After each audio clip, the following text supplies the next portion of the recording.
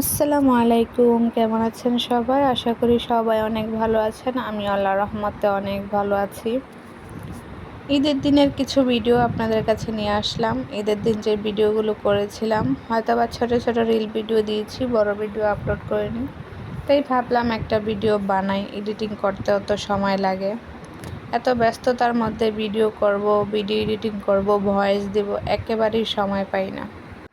তো এই যে দেখছেন আমার দুই বাবাকে, তারা সেজেগুজে রেডি হয়ে আছে, ঈদে যাবে। দাঁড়িয়ে আছে ছবি তোলার জন্য। ছোট জন তো অনেক খুশি, সে নতুন পাঞ্জাবি পরেছে, এই জন্য চশমা দেওয়াতে তো আরও বেশি খুশি। তারপর পেয়েছে ঈদের বকশিস, মানে খুশির সীমা নেই। ঈদ মানেই তো খুশি, আনন্দ। ঈদ আসলে বাচ্চাদের জন্যই বেশি আনন্দের। ঈদের দিনটা পুরোই ব্যস্ততার মধ্যেই গেছে। বাচ্চাদেরকে রেডি করানো, তারপর সকাল থেকে রান্না বান্না করা, এর মধ্যে রান্না বান্না করতে যাওয়ার পর তাদেরকে রেডি করার পর আবার ছবি তুলে দাও। একটু রান্না করতে আসি, চুলার কাছে আছি, আবার যাই তাদের ছবি তোলার জন্য।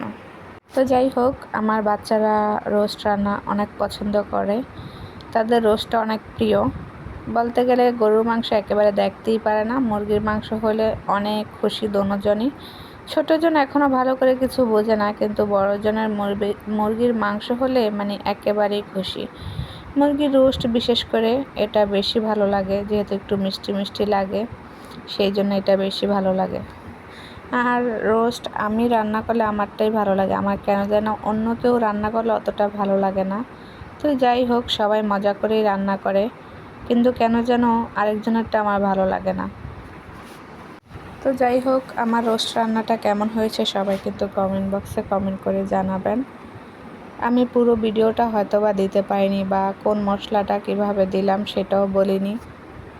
এখন রান্না করতে সবাই পারে না এমন কোনো মানুষ নেই, চেষ্টা করলে সবাই পারে। হয়তোবা আমি তেমন ভালো করে কোনো কিছুই এখনও পারি না। আসলে যার যার রান্না তার তার কাছে ভালো লাগে, এটাই স্বাভাবিক। এখান দিয়ে আবার তারা রেডি হয়ে আছে ছবি তোলার জন্য। রান্না করব না ছবি তুলব, এমন একটা প্যারার মধ্যে ছিলাম। তো একবার রান্না করতে আসি, আর একবার তাদের কাছে যাই, এই একটা অবস্থা। ঈদ তো বলতে বলতে চলেই গেল।